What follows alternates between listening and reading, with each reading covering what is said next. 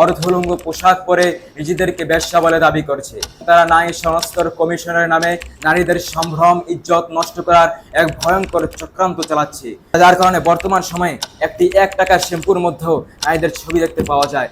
ওই সমস্ত নারীরা যারা বস্ত্র তো পরিধান করবে কিন্তু বস্তুত তারা উলঙ্গ থাকবে।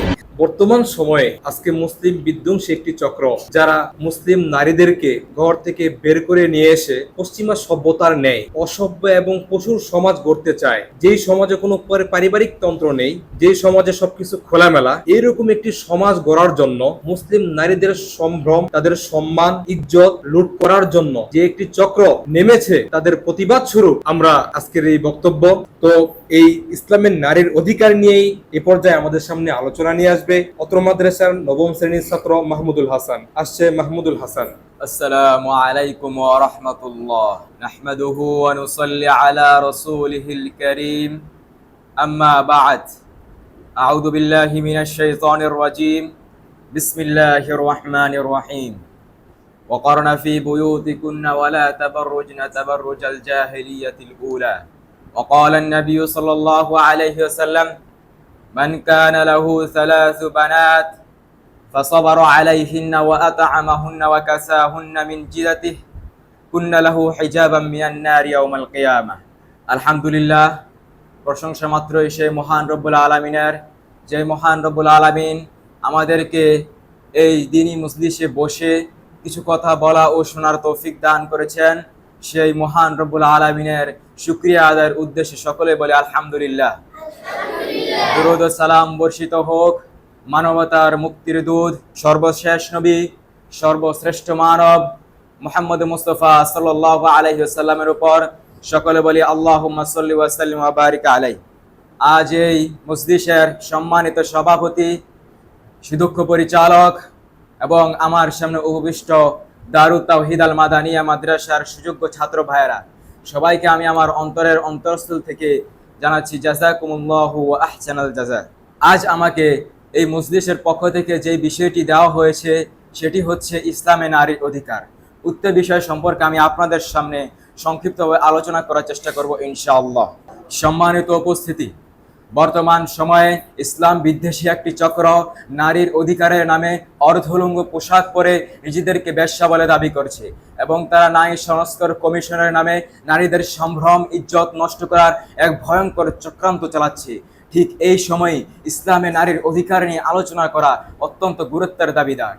সম্মানিত উপস্থিতি, পৃথিবীর সূচনা লগ্ন থেকে আজ পর্যন্ত শুধুমাত্র ইসলামই দিতে পেরেছে নারীকে সর্বোচ্চ অধিকার। যদি আমরা এটা উপলব্ধি করতে চাই তাহলে আমাদেরকে চলে যেতে হবে সেই 1400 বছর পূর্বে, যখন নারীদের ছিল না কোনো সম্মান, নারীদের কোনো অধিকার ছিল না, যখন নারীদেরকে নিম্ন চোখে দেখা হতো, যখন ছেলে তার মায়ের সাথে জেনাহ করত, যখন বাবা তার ভূপিষ্ঠ হওয়া কন্যা সন্তানকে জীবন্ত কবরস্থ করত, যেটা সম্পর্কে আল্লাহ তাআলা বলেছেন ওয়াইদাল মাউউদাতু সুইলাত বিআইয়ি দামবিন কুতিলাত। ঠিক সেই সময় ইসলাম নারীকে তার সম্পূর্ণ মর্যাদা ফিরিয়ে দিয়েছে। সম্মানিত উপস্থিতি, তাই আমাদের সকলকে প্রথমেই জানতে হবে যে ইসলাম নারীকে কি মর্যাদা দিয়েছে। একটি কন্যা সন্তান ভূপিষ্ঠ হওয়ার সঙ্গে সঙ্গেই ইসলাম তাকে সুসংবাদ দিয়েছে, যেমনটি নবী করিম সাল্লাল্লাহু আলাইহি ওয়াসাল্লাম হাদিসের মধ্যে বলেছেন, মান কানা লাহু 3 বানাতিন ফাসাবারা আলাইহিন্না ওয়া আত'আমাহুন্না ওয়া সাকাহুন্না ওয়া কাসাহুন্না মিন জিদাতিহি কুন্না লাহু হিজাবাম মিনান নারি ইয়াউমাল কিয়ামাহ।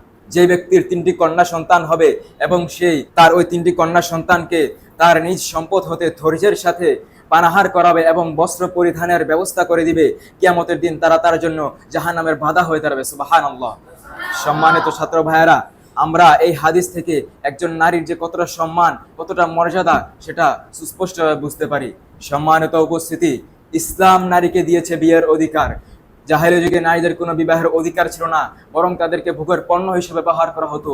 যেমনটি নবী করিম সাল্লাল্লাহু আলাইহি ওয়াসাল্লাম বলেছেন, আল আইয়ুমু আহাক্কু বিনাফসিহা ওয়াল বিকরু তুস্তাযান। অতএব কোন নারী যদি বিবাহ করতে না চায় তাহলে আমরা তাকে জোর করে বাধ্য করতে পারবো না। এবং আল্লাহ তাআলা স্বয়ং নিজ স্ত্রীর সাথে সদাচরণের আদেশ দিয়েছেন, যেমনটি তিনি কোরআনে বলেছেন, ওয়াআশিরুহুন্না বিল মা'রুফ, তোমরা তাদের সাথে সদস্বরূপ আচরণ করো। সম্মানিত উপস্থিতি, ইসলাম যে নারীকে কতটা সম্মান কতটা মর্যাদা দিয়েছে তার সবচেয়ে বড় প্রমাণ হচ্ছে আবু হুরায়রা রাদিয়াল্লাহু আনহু থেকে বর্ণিত নবী করিম সাল্লাল্লাহু আলাইহি ওয়াসাল্লামের হাদিস যে জা রাজুলুন ইলা রাসূলিল্লাহ সাল্লাল্লাহু আলাইহি ওয়াসাল্লাম ফাকালা ইয়া রাসূলুল্লাহ মান আহাক্কুন নাস বিহুসনি সাহাবাতি ক্বালা উম্মুকা ক্বালা সুম্মা মান ক্বালা উম্মুকা ক্বালা সুম্মা মান ক্বালা আবুকা। একদা এক ব্যক্তি নবী করিম সাল্লাল্লাহু আলাইহি ওয়াসাল্লামের কাছে এসে জিজ্ঞাসা করলেন, হে আল্লাহর রাসূল, মানুষদের মধ্যে আমার কাছে সবচেয়ে বেশি সদাচরণের হকদার কে? তখন নবী করিম সাল্লাল্লাহু আলাইহি ওয়াসাল্লাম বললেন, তোমার মা। তখন লোকটি আবার জিজ্ঞেস করলো, তারপর কে? নবী করিম সাল্লাল্লাহু আলাইহি ওয়াসাল্লাম বললেন, তোমার মা। লোকটি আবার জিজ্ঞেস করলো, তারপর কে? নবী করিম সাল্লাল্লাহু আলাইহি ওয়াসাল্লাম বললেন, তোমার মা। অতএব লোকটি আবার জিজ্ঞেস করলো, তখন তিনি বললেন, তোমার বাবা। অতএব একটা নারী, একটা মায়ের যে কতটা সম্মান, একটা মাকে যে সম্মান দেওয়া হয়েছে সেই সম্মান একজন বাবাকে দেওয়া হয়নি। সম্মানিত সভাপতি, তাই আমি পরিশেষে সকলের উদ্দেশ্যে বলতে চাই, ইসলাম নারীকে রাজরানী করে রাখতে চায়। বর্তমানে যারা নারীর অধিকারের কথা বলে তারাই আজ নারীদেরকে করেছে বার ডান্সার, এয়ার হোস্টেস, এবং তারা নারীদেরকে ভোগের পণ্য হিসেবে উপস্থাপন করেছে, যার কারণে বর্তমান সময়ে একটি 1 টাকার শ্যাম্পুর মধ্যেও নারীদের ছবি দেখতে পাওয়া যায়। নারীদের সম্মান কতটা নিচে নেমে এসেছে, নারীরা তাদের ইতিহাস, নারীরা তাদের গৌরব, তাদের অধিকার ভুলে গিয়েছে, যেটা সম্পর্কে নবী করিম সাল্লাল্লাহু আলাইহি ওয়াসাল্লাম বলেছেন, নিসাউন কাসিয়াতুন আরিয়াতুন মুমিলাতুন মাইলাতুন রুউসুহুন্না কাসমাতিল বুখতিল মালিআতি লা ইয়াদখুলনাল জান্নাতা ওয়ালা ইয়াজিদনা রিহুহা ফাইন্না রিহাহা লা ইউজাদু মিন মাসিরাতি কাযা ওয়া কাযা। অর্থাৎ ওই সমস্ত নারীরা যারা বস্ত্র তো পরিধান করবে কিন্তু বস্তুত তারা উলঙ্গ থাকবে, তারা নিজেদের প্রতি পুরুষদেরকে আকৃষ্ট করবে এবং তারাও নিজেরা তাদের প্রতি আকৃষ্ট হবে। তারা জান্নাতে প্রবেশ করবে দূরের কথা, তারা জান্নাতের ঘ্রাণও পাবে না, অথচ জান্নাতের ঘ্রাণ এত এত দূর স্থান থেকেও পাওয়া যায়। সম্মানিত উপস্থিতি, তাই আমরা সকলেই আল্লাহ তাআলার কাছে দোয়া করব যাতে তিনি আমাদের সকলকে ইসলাম বিধ্বংসী ভয়ঙ্কর চক্রান্ত সমূহ থেকে বাঁচার তৌফিক দান করেন।